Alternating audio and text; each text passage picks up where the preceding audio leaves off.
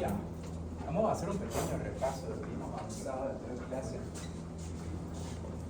Ya, hablamos de cuáles eran las funciones de los vasos sanguíneos, que bastante obvio que era transporte de gases, nutrientes, regulación de la temperatura, dispersión de hormonas, transporte de células y la coagulación. ¿Vale? Ya. Las principales causas de patología ósea que van a hacer daño arterial, que pueden producir estenosis, que puede ser esta progresiva o súbita, o también presentar debilitamiento o ruptura, ¿no? Pero esto es de arterias. Ya. Consecuencias del daño vascular, digamos, ¿no? Sobre todo los arteriales, podemos tener unas consecuencias agudas o crónicas. No agudas es de que la zona que iba a estar irrigada por ese vaso hacia distal va a sufrir infarto, y la crónica que va a sufrir atrofia. Ya. Vimos la clasificación de los vasos según la presión que tienen en un sistema de alta presión y otro de baja presión. De alta presión, que vamos a tener arterias elásticas, ya, arterias musculares, arteriolas, los capilares sanguíneos, posteriormente las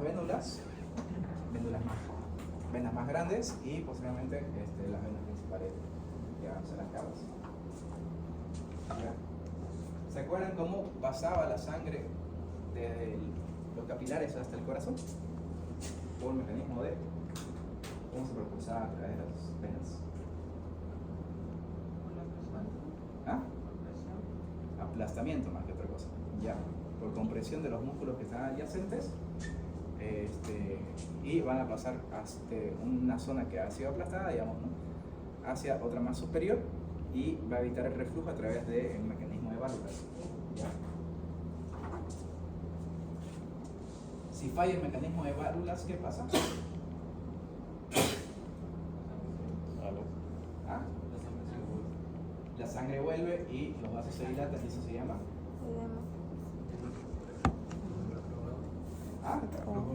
flujo retrógrado, que va a producir ¿qué patología?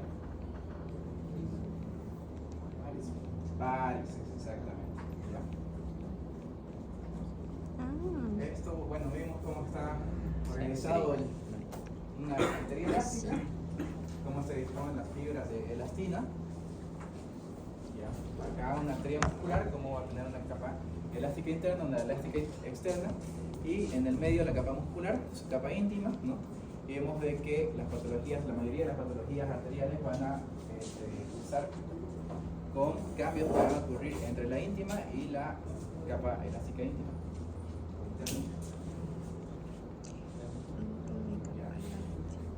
Ahí vemos arteriolas, ¿no? Con su vasa vasorum, nervio vasculari. Como son los capilares, no estos grandes, sino los de arribita. ¿Ya?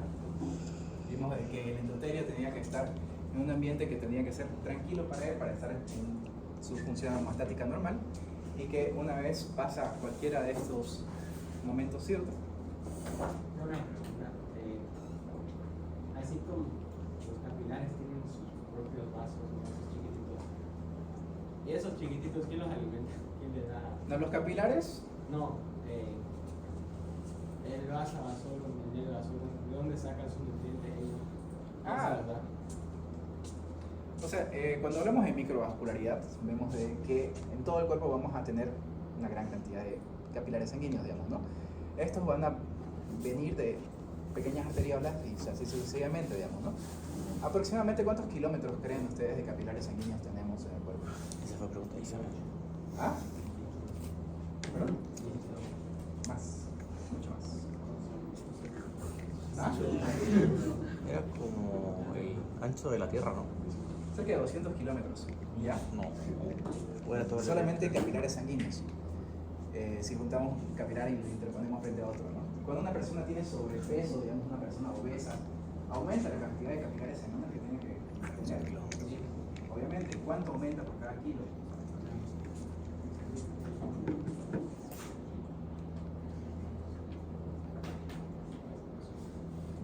¿Qué pregunto? ¿Cuánto aumenta por cada kilo? ¿Cuánto qué? ¿Cuánto aumenta por cada kilo? ¿Ya? Entonces, eso se traduce en esfuerzo para el miocardio, y así hace que los pacientes que tengan sobrepeso y obesidad tengan tendencia a desarrollar hipertensión de forma más temprana que otras personas adultas, ¿ya?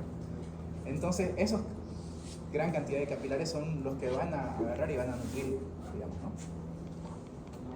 Pero no es de que vengan de una rama específica, porque sino de la túnica adventicia van a agarrar gran cantidad de mini vasos que de la adventicia hacia adentro van a nutrir.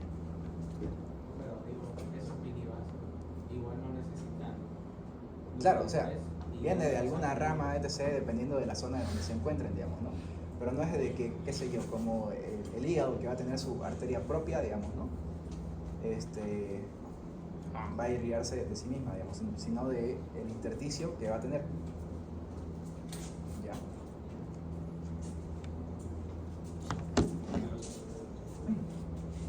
Sigue. ¿Ya? Estábamos hablando del endotelio. Esto es como un repaso rápido, por cierto, ¿ya?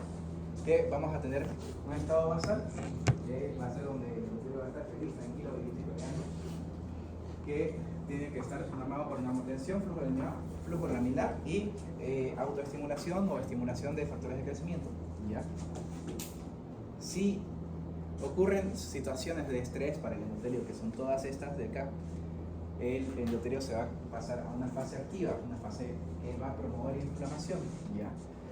Entonces va a aumentar la expresión de procoagulantes, la adición de moléculas y complejo de complemento, además de la migración de células inflamatorias que van a producir primero adherencia, diaféresis y quimiotaxis, ¿ya? Y factores de crecimiento, obviamente, ¿ya?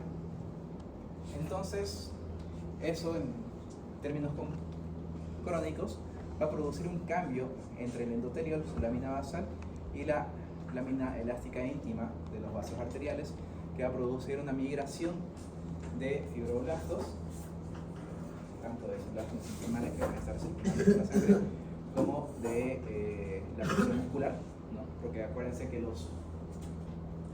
las células musculares lisas también se pueden llegar a dividir y diferenciarse en miofibroblastos o fibroblastos, produciendo también matriz extracelular, y de forma crónica van a producir matriz extracelular y cambios fibrinoides, por decirlo así, ¿ya? Esto lo tengo que corregir otra vez, pero es arterioesclerosis, ¿ya? No ateroesclerosis, arterioesclerosis, de las cuales la ateroesclerosis es una de las patologías que forman parte de las esclerosis arteriales, ¿ya?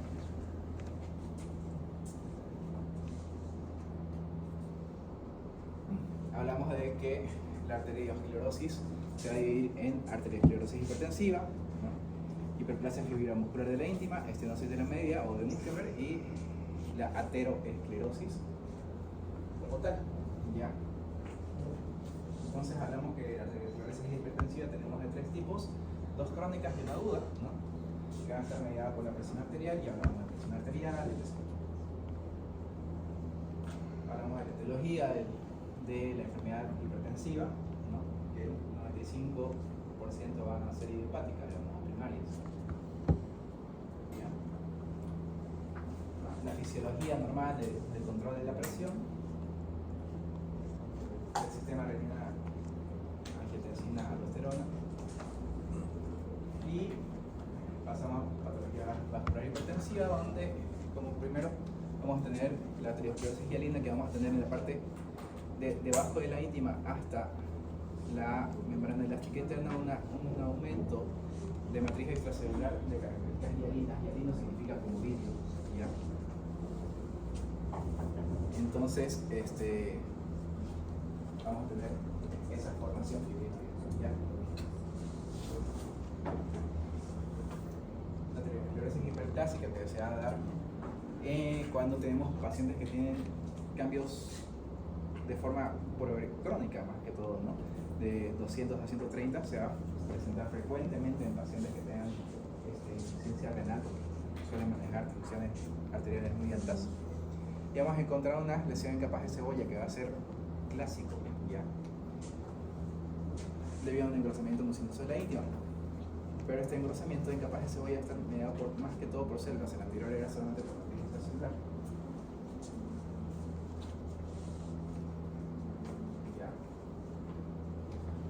la arteriolitis necrosistente, que va a ser la fase aguda, donde uno de estas puede terminar. Doctor, ya es muy tarde. Ahí está. Ya, bueno.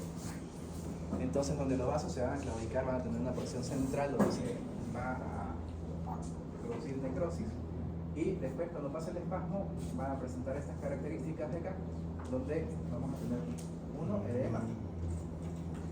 Infiltrado leucocitario o células inflamatorias periféricas, y en ocasiones zonas de hemorragia perivascular por ruptura del vaso mismo, digamos, ¿no? Pueden que el endotelio está formándose acá se rompió, y en esta parte tenemos una ruptura más importante. Y bueno, en esta parte de acá tenemos una pequeña porción de ruptura.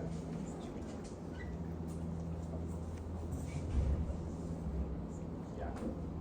La arteriosclerosis de Mockenberg, que les dije que no es en sí patológica, que los pacientes no tienen sintomatología asociada a esto, y que se considera de que es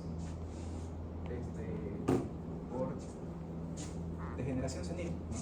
Que van a ser acumulación de cristales de calcio en las periferias de los vasos medianos, grandes y pequeños, sobre todo arteriales.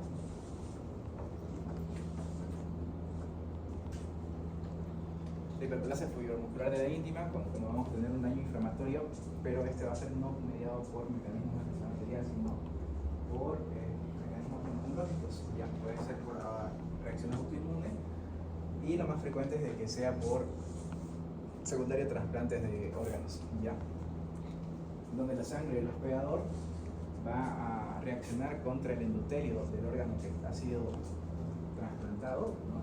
Y poco a poco va a ir produciendo este tipo de claudicación de vasos, ¿no? Y vemos que en esta parte la luz del vaso debió haber sido todo esto, ¿no? Entonces esto condiciona que el flujo hacia el órgano trasplantado a la larga vaya a ir disminuyendo progresivamente, y así le da un tiempo de vida más corto que la vida del paciente. Por eso, por ejemplo, cuando hablamos de un trasplante renal, que es uno donde tiene alto flujo sanguíneo, suele tener una vida, un tiempo de viabilidad de ese riñón nuevo de aproximadamente 7-15 años. ¿Ya? Y después de eso el paciente vuelve a estar en lista de trasplante.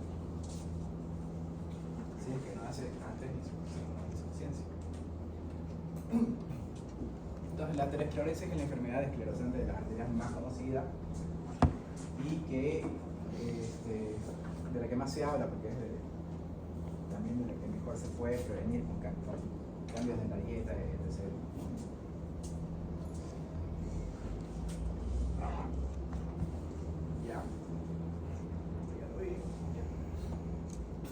La forma en que se van a dar los cambios, ¿no? Primero vamos a tener un endotelio que va a estar tranquilo, bonito, que por algún motivo va a comenzar a activarse. Puede ser por un aumento de la expresión de triglicéridos a nivel del plasma, digamos, ¿no? Puede ser por una vasculitis, puede ser por diversos casos, ¿ya? Esto va a producir que la activación del endotelio haga que se adhieran plaquetas y células inflamatorias hacia su endotelio, producir la diapédesis, y que estos macrófagos comiencen a captar ese colesterol excedente que se va a transportar por los LDL, que se va a liberar de forma patológica en lugares no adecuados. Y posteriormente, al no poder digerir estos, se van a formar células que van a ser características que se llaman células espumosas, ¿ya?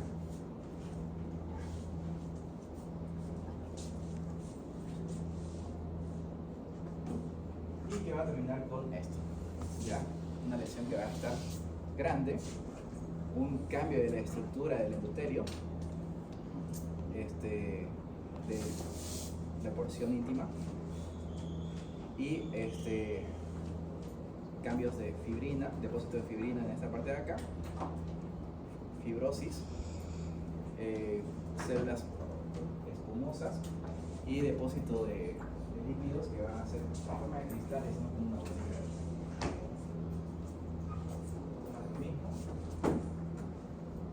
Ahí vamos a ver una placa teramatosa. Entonces, como al momento de hacer las tinciones, los triglicéridos se agarran, se diluyen y quedan los puntos blancos en donde estaban, digamos, ¿no? Entonces van a ver de que los triglicéridos o el colesterol se va a organizar en forma de como espigas, como de cristales, y va a producir ese daño. Vamos a tener los cambios fibróticos en esta porción de acá y la presencia de células espumosas que deberían estar por acá. Aunque está grande, debo hacer. Ya. Ahí lo mismo, vamos a tener una placa que va a estar rota.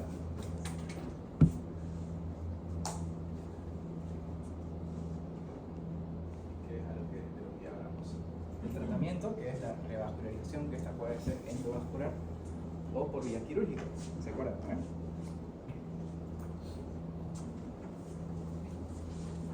Sin embargo, vimos de que la endovascular, a lo largo del paso del tiempo, vamos a presentar recidivas o estenosis porque el endotelio va a crecer hacia adentro y este va a ser el stent después de aproximadamente 4 años de haberse colocado, ¿no? Entonces, nuevamente van a presentar estenosis. Después tenemos los tratamientos de revascularización quirúrgica. ¿Se acuerdan cómo se llama el doctor argentino que creó esta técnica? Sí, pero yo.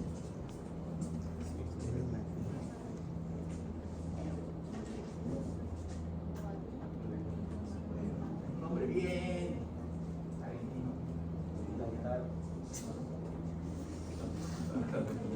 Ya digo, me adora. ¿Cómo se llama el doctor de esta técnica que no hay clase?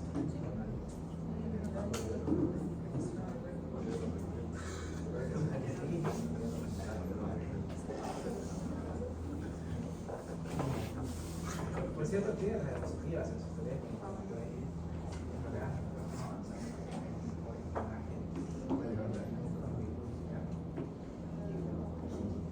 Me gustaría que vayan haciendo eso. El doctor Favaloro, ya. Bueno, ya falleció, pero ya su familia es la que maneja la Fundación Favaloro, que es una de las fundaciones de enfermedades cardíacas más grandes del mundo. Bueno, ¿ah? Favaloro. Ya. Ni me suena argentino eso.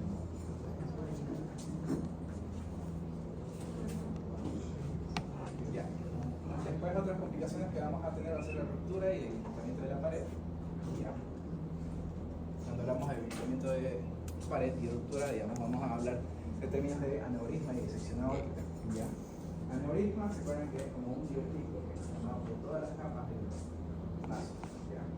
Y disección es de que entre las capas, puede ser entre la parte íntima y nuclear y la denticia, cualquiera de esas tres, se va a formar un espacio con un pequeño traumatismo o mejoramiento de la presión, etc. Que va a producir la separación. ¿Se acuerdan qué es disección, no, chicos? ¿Qué es disección? ¿Qué es disecar? ¿Ah? Dar las capas. Dar la separación de tejido. Entonces, entre esas capas se va a separar y se va a ocupar de sangre, haciendo de que la luz del vaso se vaya a fluir.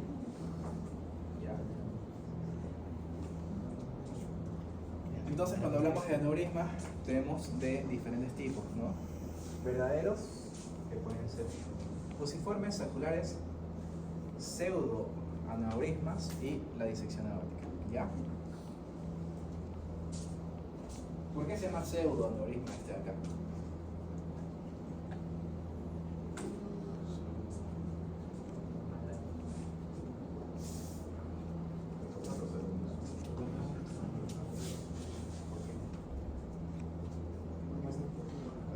Exactamente, porque ven esta parte de acá, tienen una interrupción de la capa muscular que no va a formar parte del saco.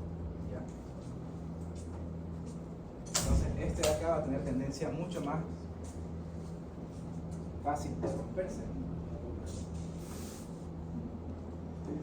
Ya, entonces, como causas de estas patologías tenemos un tejido conectivo deficiente y debilitamiento de la pared.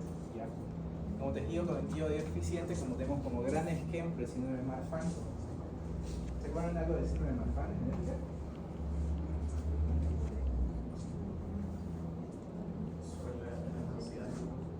Sobre los depósitos de elastina, que se va a, o sea, no se va a organizar de forma adecuada porque las terminaciones, ¿saben cómo se forma elastina o ustedes? O sea, se forman polímeros dentro de las células y después se liberan. En el momento de liberarse, estos tienen dos puntas donde se hidrolizan y se conectan entre sí, ¿no? No es de que estas fibras que las notas se van a salir directamente de la célula porque se la producción es indirecta. Entonces, ese acoplamiento de la elastina entre una y otra fibra de elastina no se da adecuadamente, entonces vemos que la elastina se va a depositar de forma desordenada, no cumpliendo su trabajo adecuado, produciendo la tendencia a producir aneurismas y rupturas. ¿Ya? Entonces, los pacientes que tienen síndrome de Marfan usualmente tienen una esperanza de vida de aproximadamente 45 años y la causa de muerte más frecuente son disecciones aórticas. Aneurismas rotos, ¿se acuerdan de que más o menos en qué parte del cuerpo está? Aorta descendente, exactamente. Acá tenemos los vasos ilíacos. La aorta abdominal, en verdad. Ya, esto está, no sé si está disecado, pero bueno, evidentemente está roto, ¿no? Un depósito de coágulos en la pared. Es decir, ¿qué enfermedad frecuente producía aneurismas de aorta abdominal en los 1900?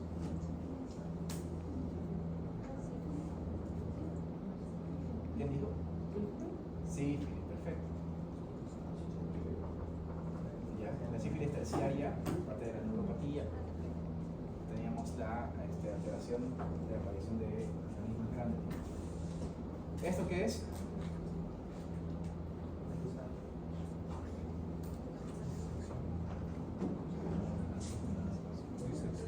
Disección aórtica, exactamente. Vemos que la luz del vaso está acá y acá. En el espacio que se formó lo está claudicando completamente por la ocupación de la sangre que se vino a ocupar este otro punto, ¿no? Entre las capas. Ya. Cuando tenemos un aneurisma aórtico, disección aórtica, vemos según la zona afectada la clasificación que vamos a tener. Tenemos dos tipos principalmente, la de Beckey y la de Stanford. Ya. La de Stanford dice que según es tipo A, cuando compromete el callado vértico, la otra ascendente. ¿Ya? Tipo B a partir de exactamente toda la otra ascendente. ¿Ya? En cambio, Beckey lo clasifica si es una dilatación global, solamente aorta ascendente, no todo el callado, solamente aorta ascendente. Y tipo 3 es solamente aorta descendente. ¿Ya?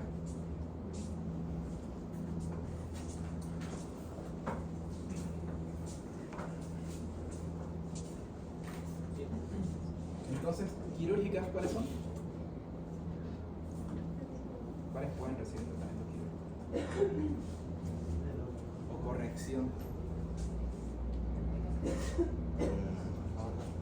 ¿Ah? Tipo 2 y 3, ¿ya?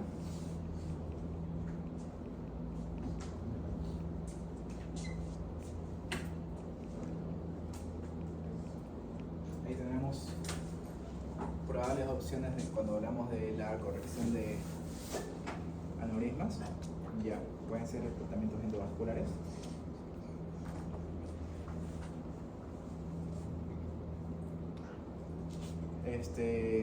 Puede ser endovascular o puede ser tratamiento por técnica quirúrgica abierta, digamos, ¿no? Donde se pone una prótesis que se llama prótesis de Dacron, que es una prótesis semipermeable que va a formar un depósito de fibrina en su pared y un coagulito que va a formar de nuevo endotelio.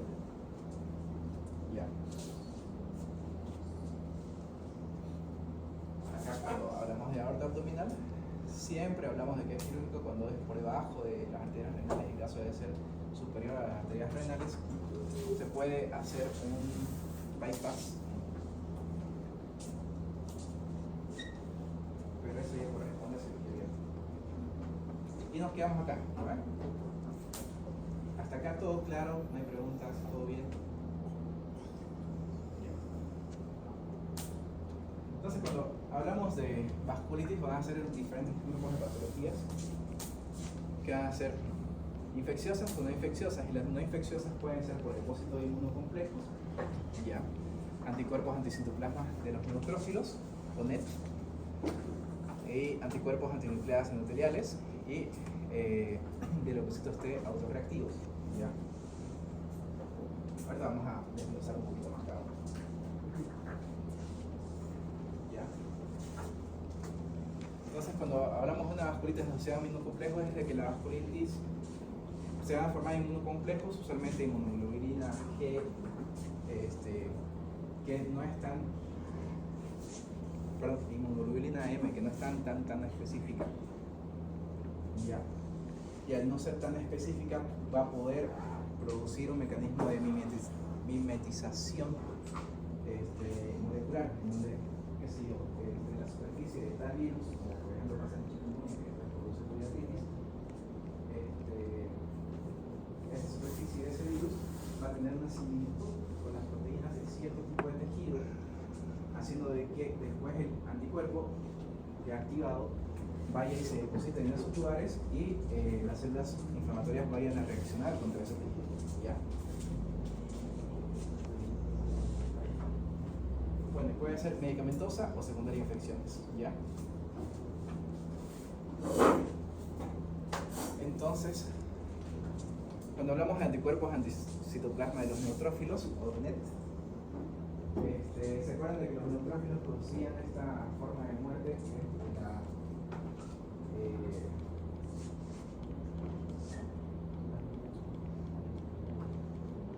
la dentización, donde agarraba el neutrófilo y largaba su material, su cromatina, hacia el espacio donde se encontraba? Puede ser dentro de un vaso, puede ser dentro de un intersticio, con el fin de atrapar bacterias y virus.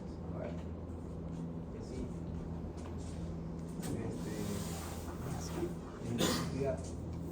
ya.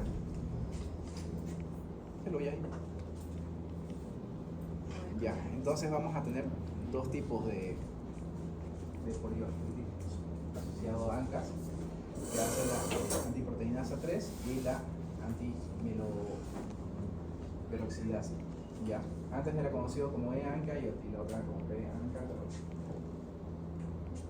los internistas y clínicos les gusta cambiar los nombres a las cosas.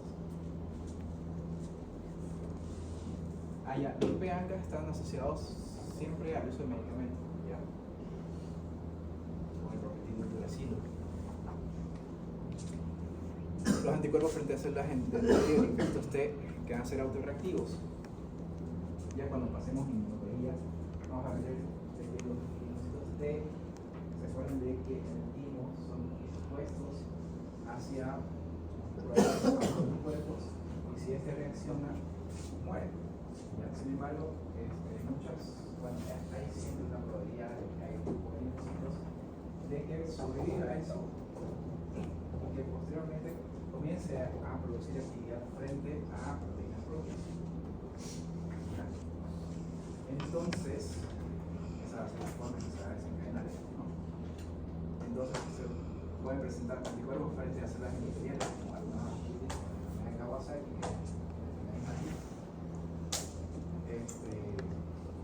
y los linfocitos T autorreactivos que van a producir lesiones o vasculitis generalizadas por la formación de granulomas. De estos, una forma de presentación de una vasculitis por linfocitos T autorreactivos sería, ¿qué enfermedad? Es la más característica de las enfermedades comunes.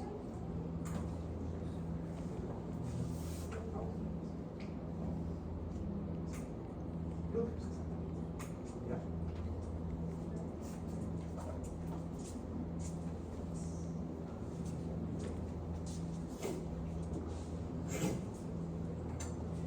Ya. Después, según el lugar en donde se va a producir la vasculitis, puede ser arterias grandes, arterias pequeñas, ya, de vasos pequeños. Ya. Vasos grandes, usualmente vamos a tener arterias gigantes y la arteria Takayasu, vasos medianos nodosa. Ya. De vasos pequeños vamos a tener polivasculitis microscópica, granulomatosis con polivasculitis, síndrome de Churg-Strauss, oye, no existe, lupus eritematoso sistémico, la púrpura de Henoch, vasculitis por crioglobulinas. Esto es por cuando vamos a transfundir, por ejemplo, una proteína de sexo del paciente como plasma congelado o alguna glicérica o alguna humana. Y otros que van a ser enfermedades como el síndrome de Buck-Pasteur, que va a ser de que se formen inmunocomplejos que se van a adherir, por ejemplo, a pulmón o a riñón, pues en insuficiencia renal. Ya. Cuando hablamos de arteritis de células gigantes o de temporal, se va a presentar en pacientes generalmente mayores de los 50 años. Síntomas van a tener que ser generalmente bajos específicos. Generalmente van a presentar un aumento de la presión sistólica de forma progresiva. Y pueden tener síntomas cutánecos como amaurosis, hemorragias renales, etc. Y es debido a una respuesta inmunitaria de linfocitos T a los antígenos a la pared del vaso. Vamos a encontrar de que en esta adición de hematoxilina y eosina vamos a encontrar células gigantes que van a ser macrófagos que se van a unir entre sí, que van a ser indicadores de inflamación crónica, ¿no? También se pueden encontrar frecuentemente depósitos de cristales clásicos en estas secciones y eso, ya. Acá vemos de que la membrana elástica íntima está destruida con presencia de pequeñas hemorragias o salida del contenido del vaso hacia la periferia, ¿no? Y clínicamente vamos a encontrar una arteria temporal frecuentemente rígida, endurecida, que muchas veces no vamos a sentir el pulso. La arteritis de Takayasu, que se da frecuentemente en adultos un poco más jóvenes de 50 años. Ya. Descrito por un médico de China, haciendo de que su población frecuente se vaya a ser la población asiática y sudamericana también. Ya. También va a producir una arteritis granulomatosa de arterias de tamaño grande. Ya. Acá vemos, por ejemplo, de que el callado aórtico directamente la recrucifal derecha y la arteria común van a estar afectadas. Va a tener signos y síntomas iniciales inespecíficos como cansancio, pérdida de peso, algunas veces presencia de fiebre debido a la reacción inmune. Vamos a tener también el descenso de la presión arterial y de intensidad del pulso en extremidades superiores de forma asimétrica. ¿Ya? Pues primero fue escrito en un paciente asiático que no se le encontraba pulso en extremidades superiores. ¿Ya? Defectos neurológicos y trastornos pulgares. ¿Ya? La estenosis de flujo de salida coronario también puede provocar infarto de miocardio y afectación de arterias renales. Bueno, pero y así se va a ver una disección de unas carótidas que van a estar dañadas por una arteritis de Takayasu, que vamos a encontrar de que la capa íntima 1 está disminuida de tamaño, ¿no? Con un depósito de material fibrinoide en su periferia, la capa muscular que va a ser esta de acá y una fibrosis en la denticia de igual manera. ¿Ya? Acá vamos a encontrar células gigantes también, multinucleadas, un gran depósito de fibrina y de material fibrinoide.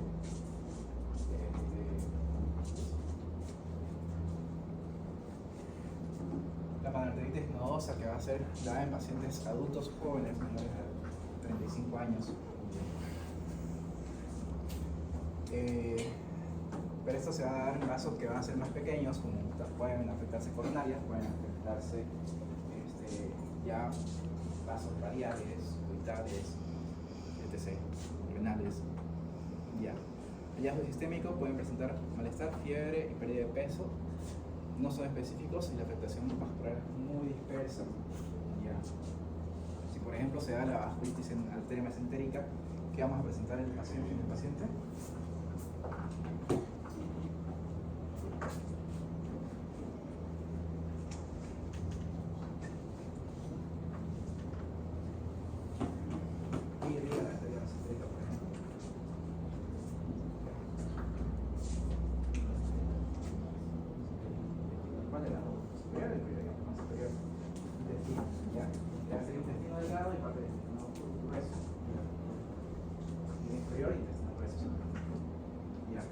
Si esta enfermedad se da, por ejemplo, en una mesentérica superior, va a ser que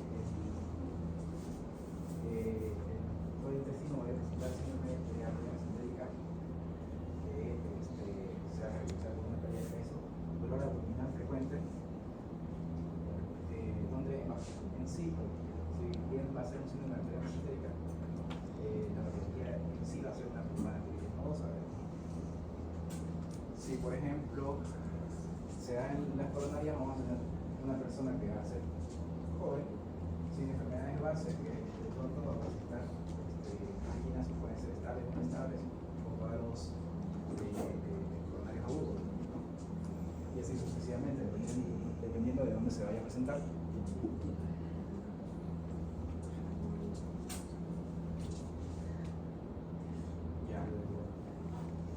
Entonces acá vamos a tener una parálisis nodosa que va a ser similar a una hiperplasia por una lesión o hipertensión arterial que se parte de la celular en cebolla, pero nada más que no va a estar tan limitado. Vamos a encontrar que la íntima va a ser casi completamente en esta parte ocluido. ¿Ya? La túnica íntima va a estar rota en esta porción de acá. ¿Ya? Esta arteria va a estar básicamente trombótica porque está completamente claudicada y con hartos depósitos de tejido inflamatorio en su periferia. ¿Ya?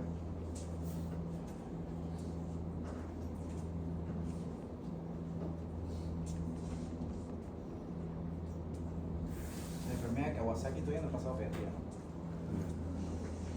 Ya, pero también es una enfermedad que se da en pacientes pediátricos. Ya. Es aguda, febril, por lo general es limitada, porque ahora a una enfermedad. Ya. Se asociará a una arteritis de grandes vasos medianos, su importancia resulta en las arterias coronarias, y puede dar lugar a aneurismas que se van a desarrollar no de una parte aguda, sino de forma crónica del paciente. Ya. Y vamos a tener características clínicas de que el paciente o el pacientito va a tener eritema conjuntival, oral, formación de ampollas, edema en manos y pies, eritema en plantas y exantema con inflamación en plantas. Entonces así vamos a ver al bebé. 1, fiebre por más de 5 días, eritema conjuntival, eritema en mucosas orales, ya. Exantemas en todo el cuerpo como un rayo extraño que va a ser muy pronunciado y que se va a dar también en manos y pies enrojecidos con inflamación. Entonces tenemos que la incidencia, bueno, en países desarrollados es de 175 por cada 100.000 habitantes con niños menores de 5 años. Si tenemos, por ejemplo, 1 billón de niños en Santa Cruz, digamos, ¿no? Deberíamos tener ¿cuántos al año?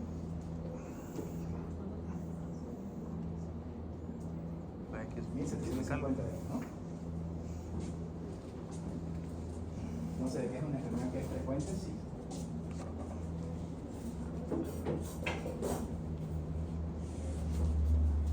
Ya la enfermedad de Wegener, que va a producir granulomas necrosantes en vía respiratoria alta, baja o ambas, ya van a encontrar segmentos de las vías respiratorias que van a presentar necrosis, digamos, infarto.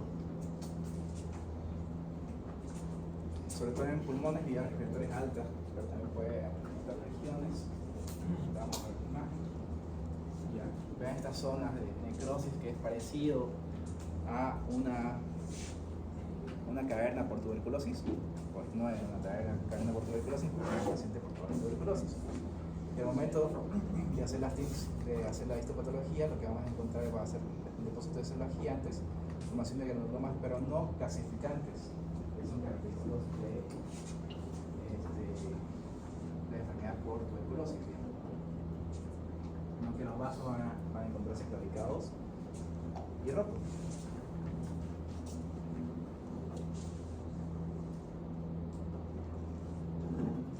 La enfermedad de Burger, que también cuando se da uno es raro, se da en pacientes menores de 25 años, por lo general, es por un fenómeno recesivo.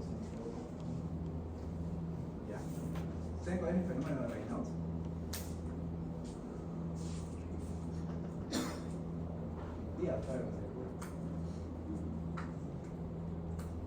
El fenómeno de Raynaud va a ser un síntoma clínico en donde va a ser indicador de alguna enfermedad reumatoidea o donde vamos a ver que los 3 dedos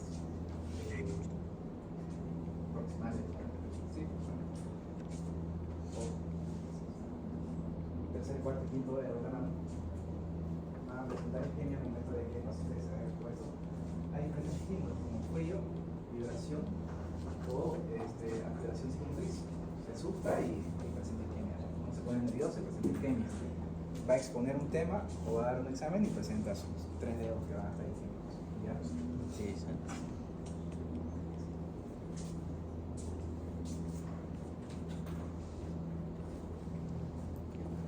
Ya. Entonces, en la trombosis obliterante vamos a ver que la luz del vaso va a ser solamente esto acá, donde el vaso va a estar en esta parte del punto de arriba. Acá va a haber un trombo en sí, ya. Pero vamos a tener gran infiltrado de células inflamatorias en la túnica íntima.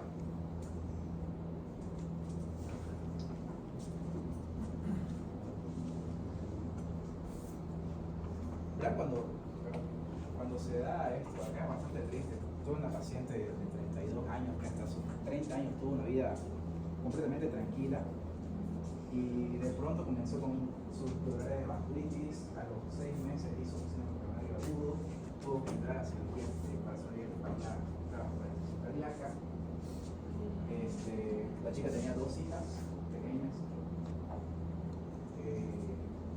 Cuando estuvo en terapia por el uso de los activos y la tendencia a hacer el fenómeno de hacer vasospasmo que produce isquemia y eso se prolonga mucho, produce necrosis, así que produce necrosis de todos los dedos de la mano derecha, de la mano izquierda y de los pies.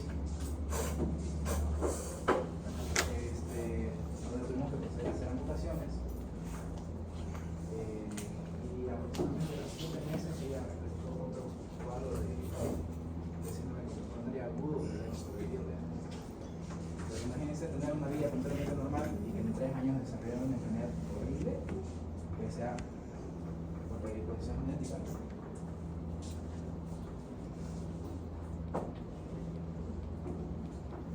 Ya, vasculitis infecciosa usualmente se van a dar por el uso de catéteres endovenosos. Lo más frecuente, ¿no? Puede ser por el uso de vía central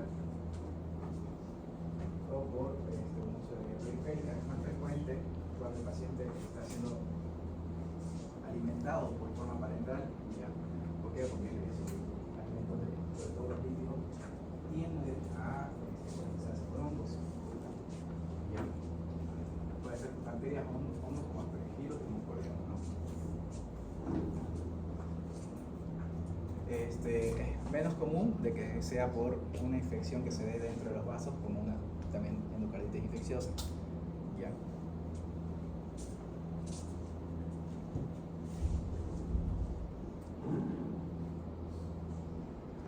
Como misceláneas, vamos a hablar de fístulas que pueden ser vasculares, ¿no? Esta de acá, ¿saben cómo se llama?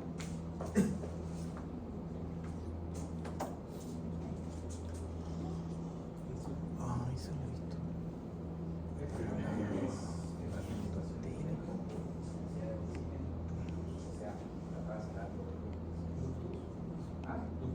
Ductus arterioso persistente, ¿no?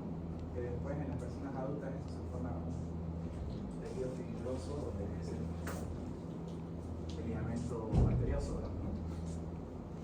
Entonces esto, cuando estamos con la circulación fetal, donde la sangre oxigenada va a venir de la placenta por la cava inferior a la aurícula derecha y después pasa al sistema de la aorta para oxigenar todo el cuerpo, digamos, ¿no? Al momento de que el cuerpo percibe un aumento del oxígeno que entra o que llega de las venas pulmonares, entonces cierra el conducto. Debería, ¿no? Sin embargo, esto no siempre se da. ¿Ya? Esto de acá es un dispositivo endovascular. Antes, incluso creo que ahora se siguen haciendo cirugías abiertas. Pero este dispositivo endovascular es creado acá en Bolivia para de Paz. ¿Ya? Sin embargo, no se utiliza tanto acá, pero sí en otros lados. ¿Ya? Otros tipos de fístulas arteriovenosas van a ser las que se van a realizar de forma quirúrgica, ¿no? Para, por ejemplo, el uso de tratamiento crónico para insuficiencia renal para realizar a los pacientes, ¿no? Y esto de acá, esto es un síndrome de robo vascular, ¿ya? ¿Qué es lo que pasa? Viene esta arteria que tiene un sistema de alta presión, ¿no? Se la anastomosa a una vena que tiene baja presión, y si la mayor parte del flujo sanguíneo va hacia el sistema venoso, entonces vamos a tener estas dilataciones varicosas en las venas, ¿ya? Generalmente debería ser solamente una vena que sea hipertrófica, hiperalimentada para poder hacer la diálisis, donde vamos a tener dos cánulas, una que sea aferente y otra eferente, que va a sacar sangre del paciente, lo va a pasar a la máquina, a los filtros, para que le saque líquidos y sales excelentes y productos de desecho, ¿no? Y después regresar esa sangre ya filtrada al paciente, ¿no? Pero, sin embargo, esta es una complicación frecuente que podemos tener. Acá vemos de que la fístula puede ser dada en esta acá, que es una anastomosis humeral, o puede ser dada acá una anastomosis radial, ¿ya? Los pacientes que van a este tipo de procedimientos usualmente tienen una reposición periférica, y generalmente se les hace una angiografía o un ecodoppler vascular para ver el flujo de vasos, si el vaso está adecuado, porque tiene una ecodoppler que da por el 70% de lo que debe tener, ¿no? Puede ser candidato al procedimiento. ¿Y el tratamiento de esto cuáles creen que sería?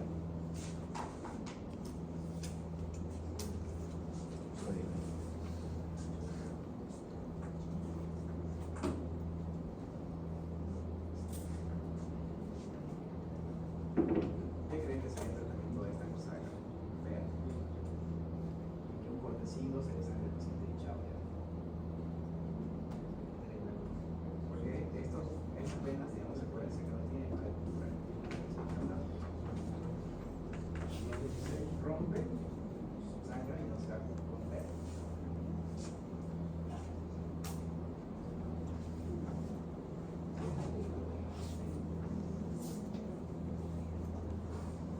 Simple, doctores. Se tiene que hacer un desmantelamiento de la anastomosis. Obviamente no es fácil, es más fácil hacer la anastomosis que desmantelarla. ¿Por qué? Porque son demasiado sangrantes debido a las varices o la claudicación del sistema venoso.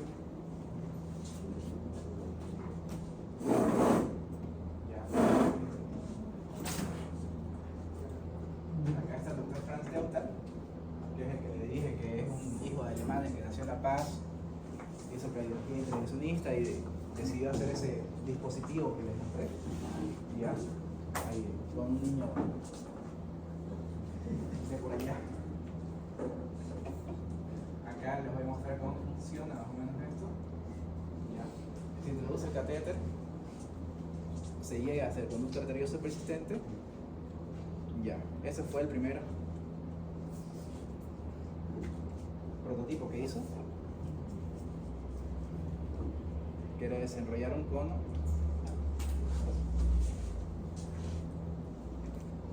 y que se quede anclado ahí, ¿verdad? Ya. Sin embargo, no funcionaba muy bien.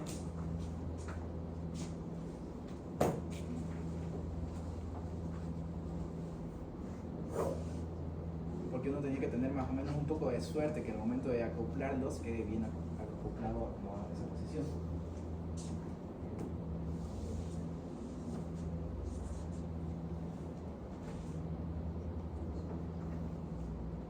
Ya es de internet, chicos. Es mi culpa. Ya, pero ese fue el primero. Ya.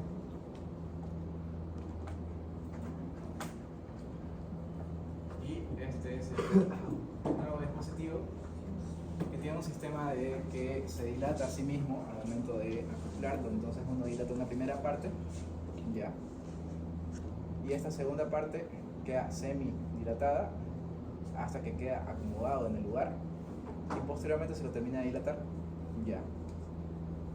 Si bien ven de que es un tejido que es permeable, digamos, ¿no? Porque son fibritas, este tejido permeable va a producir atrapamiento, una presencia un poco extraña de trombos, de plaquetas y producir una formación de un coágulo estable que después se va a formar a una cicatriz. Ya. Y lo curioso es de que el doctor se inspiró en el arte textil andino para poder hacer eso acá, y las personas que fabrican esto de acá son choritas.